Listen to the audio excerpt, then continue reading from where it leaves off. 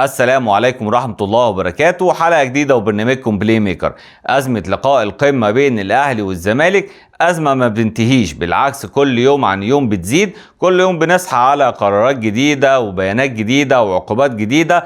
آخرهم النهاردة كان اعتماد رابطة الأندية المصرية نتيجة اللقاء بانسحاب الأهلي وبالتالي فوز الزمالك في اللقاء 3-0 وخصم 3 نقاط من رصيد الأهلي من النقاط في آخر الدوري، وتحمل الأهلي لكافة الأضرار المالية والتجارية اللي نشأت عن عدم لعب اللقاء. الناحية التانية بقى مجلس إدارة الأهلي مسكتش، مجلس إدارة الأهلي عمل بيان هو كمان بيرفض قرارات رابطة الأندية المصرية، وبيقول إن أنا تقدمت بشكوى للجنة الأولمبية المصرية ضد الاتحاد المصري لكرة القدم وضد رابطة الأندية المصرية، لأن هم أخلوا بالاتفاقات وبالمكاتبات وبشروط لعب اللقاءات دي، لأن أنا عندي كنادي أهلي يعني بيقول إن أنا عندي مكاتبات من رابطة الأندية المصرية ليا والاتحاد المصري لكرة القدم بأن المباراة بيني وبين الزمالك وبيراميدز هتلعب بحكام أجانب، فأنت بالتالي كرابطة الأندية المصرية وكاتحاد مصري ما حققتليش الشرط ده، واللي مجلس إدارة الأهلي شايف إن هو شرط أساسي لتحقيق العدالة والنزاهة في المنافسة عشان تحديد اللقب، فأنا بالتالي أنت ما حققتش الشرط ده، فأنا بالتالي مش هلعب اللقاء. أنت حقق الشرط يا باشا وأنا هلعب اللقاء في أي وقت، أنا ما انسحبتش، أنت خليت بالشرط بتاعك، فأنا بالتالي ما لعبتش اللقاء. طب الاتحاد المصري قراره ايه؟ الاتحاد المصري واقف بيتفرج وبيقول لك ان انا اللي بينظم الدوري هو رابطه الانديه المصريه، وان هم بلغوني متاخر وانا ما لحقتش اجيب حكام اجانب. طب رابطه الانديه المصريه بقى كان ردها ايه على شكوى الاهلي للجنه الاولمبيه المصريه؟ طلعت بيان وقالت ان احنا اعتمدنا خلاص انسحاب الاهلي وفوز الزمالك بنتيجه 3-0، ولكن لو رابطه او اللجنه الاولمبيه المصريه ادت قرار غير كده احنا ملتزمين بقرار اللجنه الاولمبيه المصريه. فاحنا قدام ازمه وعبث ولخبطه كبيره جدا، يمكن من اكبر الازمات اللي مرت على تاريخ الكره المصريه، وانا ما بهولش، لان تخيل معايا كده لو الاهلي فضل ماشي في السيناريو ده ونفذ تهديده وان هو انسحب من بطوله الدوري العام، مشكله كبيره جدا للكره المصريه، لان تبقى سابقه لاول مره تحصل ان نادي بحجم النادي الاهلي ينسحب من بطوله الدوري العام. ليه بقى؟ هل انت بقى كرابطه الانديه وكاتحاد المصري لو الاهلي انسحب هتقدر تنزله درجه رابعه؟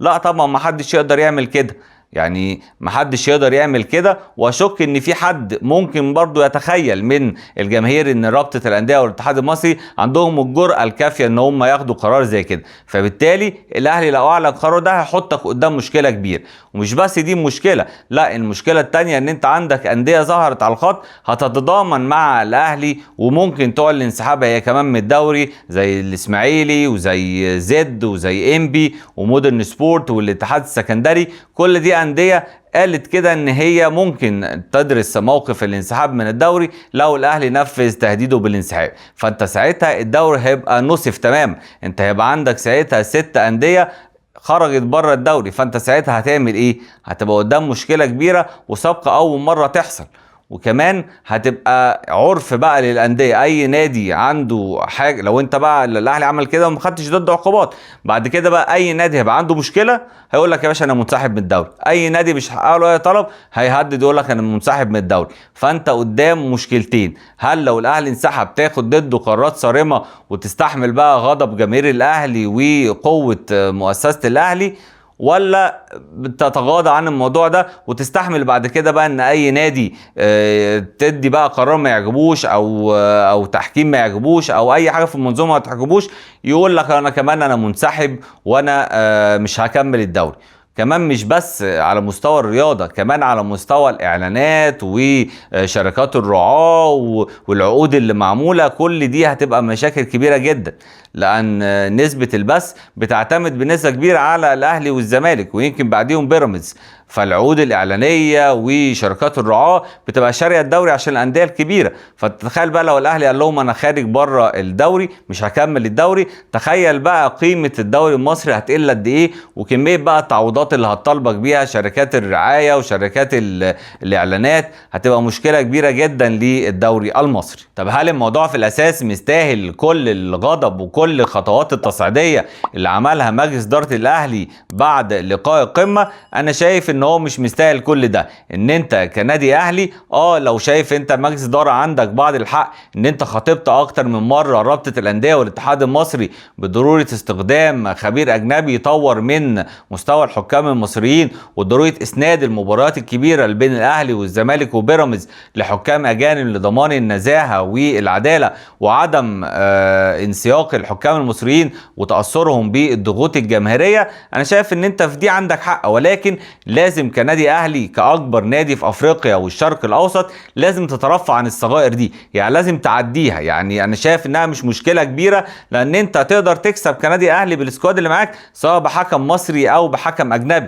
مش ده اللي هيكسبك يعني ان انت تلعب بحكم اجنبي وان انت لو لعبت حكم مصري هتخسر، لا. يعني انا شايف ان مش دي مشكله، وكان لازم تبص انت كنادي اهلي ان ما ينفعش كلمه الاهلي وكلمه انسحاب يقترنوا مع بعض في جمله واحده. يعني انا شايف ان انت حكم مصري حكم اجنبي بادائك في الملعب تقدر تكسب اي حد، حتى لو انت شايف، وانا مش شايف كده، حتى لو انت شايف ان الحكم النازل ده موجه ان هو يخسرك، ولكن انت بادائك في الملعب تقدر تجبره ان هو ما يخسركش، وتقدر تجبره ان هو ما يديش قرارات ضدك تؤدي لتغيير نتيجه المباراه، لان الحكم برضه في النهايه متشاف، كاميرات بتصور وفار والكلام ده. فهو حتى لو حب يجامل فرقه عن فرقه، وده ما اعتقدش يعني يكون حكامنا المصريين بتعمل كده، هيبقى ليه حدود. مش هتبقى جاي بهدف صريح 100% وهو الناحيه الثانيه يحسبه مش هدف، او ان مثلا يحسب ضربه جزاء من العدم. يعني اخره هيبقى في حاجه مشكوك فيها هيروح للناحيه من الناحيه الثانيه. وما اعتقدش ان حكامنا المصريين بتعمل كده، بس انا بمشي معاك السيناريو للاخر. انت كفرقه بادائك في الملعب وبضغطك على الفرقه اللي قدامك وتجيب هدف واثنين وثلاثه، حتى لو الحكم نازل مبيت النيه ان هو يكسب فرقه على اساس فرقه، مش هيعرف يعمل كده، لان خلاص الكاميرات والفار والكلام ده مش هيقدر، ليه حدود مش هيقدر يتعداها. كمان انا شايف ان النادي الاهلي السبب الاهم اللي كان لازم يلعب اللقاء هو ان انت كان لازم تفكر كنادي اهلي في شكل الكره المصريه وفي شكل البلد. للمنظر اللي احنا شفناه في ارض الملعب ما كانش صح ان احنا نشوفه مره تانية. وساعه الزمالك ما انسحب المره اللي فاتت قلنا نتمنى ان ده ما يكررش تاني في ملاعبنا، ولكن للاسف بيكرر مره تانية، وهتبقى سابقه لو كل نادي بقى شايف انه ليه حق فمش هيروح مباراة ويهدد ان هو ينسحب من دوري كده. مش هنلاقي ولا نادي في الدوري، يعني اي نادي ليه رأي وليه مطالب ما اتحققتش مش هيلعب بقى لقاء ولا مش هيلعب الدوري، يبقى مش هنخلص، هتبقى سنة كل الفرق بقى هتتبعها. ولكن انا شايف ان الاهلي كان لازم يفكر بطريقه احسن من كده، لان انت حصل معاك موقف شبه قبل كده لما تلعب ماتش الاهلي والوداد وكان نهائي من ماتش واحد، والاتحاد الافريقي قرر ان هو يتلعب في المغرب. الاهلي قال لك مش هلعب وقال واعترض وقدم شكاوى وكده، وفي الاخر ايه اللي حصل؟ في الاخر لعبت اللقاء. ليه؟ لان انت حكمت العقل، قعدت توزنها، شفت انا لو ما لعبتش هكسب ايه، ولو لعبت هكسب ايه، وهخسر ايه في الناحيتين، وعرفت ان عدم لعبك للقاء هيعرضك لخساره اكبر بكتير من ان انت لو لعبت اللقاء وخسرته، ان انت هتتحرم لمده مثلا بطولتين، مش هتشارك في دوري ابطال افريقيا، فبالتالي في عوائد ماليه وفي مجد هيضيع عليك. الناحيه الثانيه هتفقد فرصه الوصول لكاس العالم للانديه، برضو مجد وظهور عالمي للاهلي في المحافل العالميه، وكمان خساره ماديه. فانت حسبتها لقيت ان انت حتى لو لعبت اللقاء وخسرت فخسارتك اقل من ان انت تنسحب في اللقاء. فشوف ان الاهلي برضو كان لازم يوزنها في الازمه دي، ويشوف مكاسبه هتبقى فين وخسائره هتبقى فين، ويروح لاقل الخسائر اللي انا كنت اشوف ان هو كان لازم يلعب اللقاء. ولو الاهلي عمل كده ولعب اللقاء كان عندك الحق بقى ساعتها ان انت تسجل اعتراضك بعد اللقاء وتقول ان انا مش هلعب فعلا الجوله الجايه غير لما يجي حكام اجانب، لان الجوله اللي بعدها كانت يوم 12 ابريل قدام بيراميدز، يعني لسه شهر فرق بين الجوله دي والجوله دي. فهيبقى الاتحاد المصري ورابطه الانديه المصريه ما لهمش حجه، عندهم الوقت الكافي ان هم يخاطبوا الاتحادات الاوروبيه وان هم يستخدموا طاقم حكام اجنبي على اعلى مستوى من الكفاءة. كمان انا بخاطب هنا جماهير النادي الاهلي ان انا واحد منهم، وبذكرهم ان انت ساعه انسحاب الزمالك في العام الماضي حفلت على نادي الزمالك وقعدنا نقول الاتوبيس وجه وما جاش وي وي وي. ما ينفعش انت بقى الناحيه الثانيه تقبل حاجه زي كده. ما ينفعش لما وكنا ساعتها بنقول لنادي الزمالك ان هم كان لازم يعلوا قيمه الكره المصريه ويغلبوا المصلحه العامه ويحضروا اللقاء. ما ينفعش بقى الكلام يتغير لما انت تبقى مكانهم، لما الدفه تتقلب وتبقى انت بقى اللي في موقف الانسحاب. ما ينفعش هنا كلامك يتغير ومعتقداتك وارائك تتغير وتقعد بقى تبرر في مبررات انا شايف انها مبررات واهيه. انا شايف من وجهه نظري الشخصيه، معرفش الناس تتفق معاها وتختلف، انا شايف ان لازم الاهلي كان يلعب اللقاء حتى لو هتخسر من لعبك للقاء. خسائرك للعبك للقاء هتبقى اقل بكتير من الخسائر اللي شايفين الاهلي بيخسرها دلوقتي. طب بعد العبث بقى والبيانات المتضاربه والمشاكل اللي شهدتها الايام اللي فاتت، هل كده مفيش حل؟ لا، انا شايف ان الخطوه اللي عملها مجلس اداره الاهلي النهارده بالشكوى اللي قدمها للجنه الاولمبيه المصريه ربما يكون فيها الحل. ربما يكون في حل بيدار خلف الكواليس، ان انت كنادي اهلي حكم بقى جهه تانية غير الرابطه والاتحاد المصري. انت عندك كده 3 خصوم، الاهلي والاتحاد المصري رابطه الانديه. ربما يكون الاتفاق اللي دار بين الكواليس ان انت تدخل جهه رابعه بره ال3 دول خالص، اللي هي اللجنه الاولمبيه المصريه، وان هي قرار هيبقى ملزم للجميع. وده اللي بالفعل قالته رابطه الانديه المصريه النهارده في بيانهم، ان برغم ان احنا اعلنا القرارات دي ضد الاهلي، ولكن لو رأت اللجنه الاولمبيه المصريه غير كده احنا هننفذ قرارات. فربما يكون ده الاتفاق اللي ممكن يحل المشكله كلها، ان اللجنه الاولمبيه المصريه تطلع قرار مثلا باعاده اللقاء بحكام اجانب، وساعتها هيبقى ملزم للاتحاد المصري ورابطه الانديه. بس ساعتها هيبقى عندك مشكله واحده وهي نادي الزمالك. نادي الزمالك اللي ساعتها هيقف لك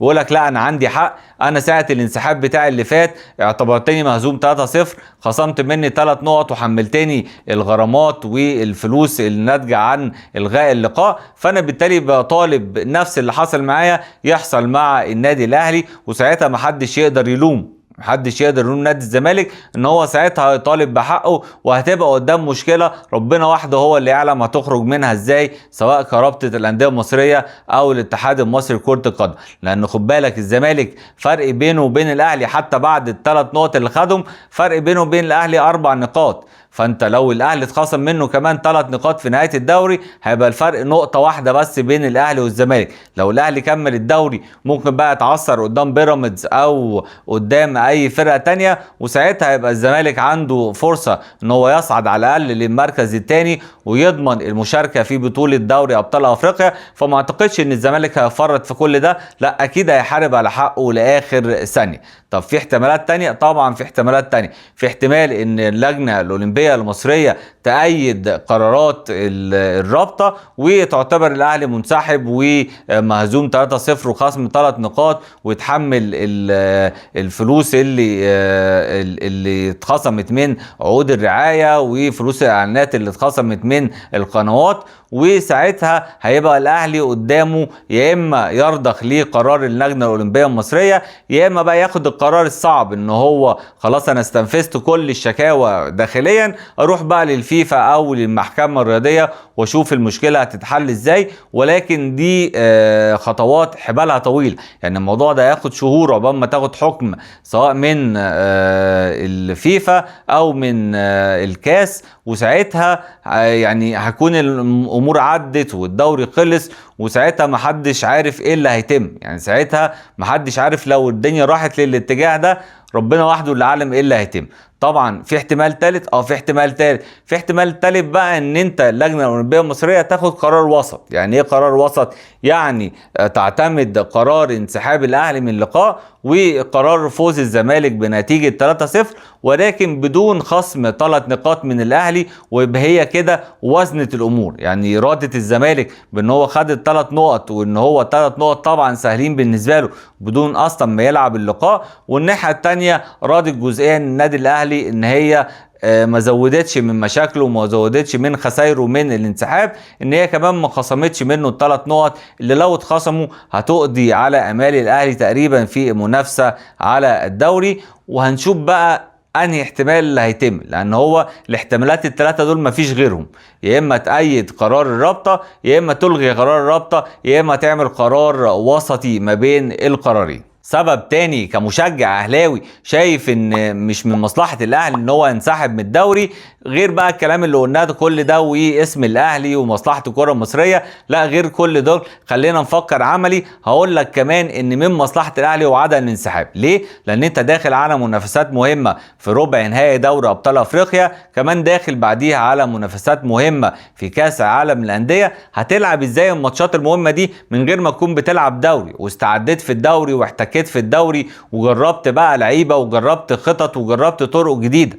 يعني كان لازم الاهلي يفكر في البعد ده، ان انت لازم تبقى رجليك في الملعب وبتلعب ماتشات رسميه. هتقول لي ان انا هنسحب من الدوري هلعب مباراه وديه، عمر ما الماتشات الوديه بتغني عن الماتشات الرسميه، وعمر احساس اللعيب في الماتش الودي هيبقى زي احساسه في الماتش الرسمي. فكان لازم الاهلي زي ما قلنا يحسب مكاسبه وخسايره، وكان لازم يشوف ان خسايره حتى من الاستمرار في الدوري هتبقى اقل بكتير من خسايره لو انسحب من الدوري. فانا شايف ان من مصلحه الاهلي ان هو يكمل في الدوري عشان حتى يبقى اعداد جيد لمنافسات دوري ابطال افريقيا ومنافسات كاس العالم للانديه. وده كمان راي كولر وراي اللعيبه، يعني اللي ما يعرفش كولر كان رافض جدا فكره ان الاهلي ما يلعبش ماتش الزمالك، ورافض بشده فكره ان الاهلي ينسحب من بطوله الدوري للسبب اللي انا قلته لكم ده، لانه شايف ان انا لازم العب ماتشات عشان استعد لدوري ابطال افريقيا وكاس العالم للانديه. كمان لعيبه الاهلي كانت معترضه بشده ان هم ما يلعبوش ماتش الزمالك، كانوا شايفين ان هم فايقين وهيقدروا ينزلوا يهزموا نادي الزمالك، ويمكن وصلوا رايهم ده لكابتن محمود الخطيب عن طريق مدير الكره الجديد محمد شوقي. ولكن كان رد كابتن محمود الخطيب عليهم ان ده قرار ما تتدخلش فيه اللعيبه، ومفيش حد يعلق في الاعلام ولا حد يبدي رايه، ده قرار مجلس اداره وكل الجهاز الفني واللعيبه هتلتزم بيه. نتمنى ان شاء الله المشكله تخلص على خير، ونتمنى كل الخير في القادم سواء للنادي الاهلي او للكره المصريه، وان شاء الله الازمات دي ما تتكررش تاني. وبكده حلقتنا خلصت، اتمنى ان شاء الله تكون عجبتكم، واتمنى ان احنا يعني نقبل اراء بعض. لو انت شايف ان من مصلحه الاهلي ان هو ينسحب وموافق على انسحابه، فتقبل الراي الاخر ان في حد شايف وبرضه اهلاوي زيك وشايف ان من مصلحه الاهلي انه كان يكمل في الدوري. كده حلقتنا خلصت، اشوفكم على الف خير، والسلام عليكم ورحمه الله وبركاته.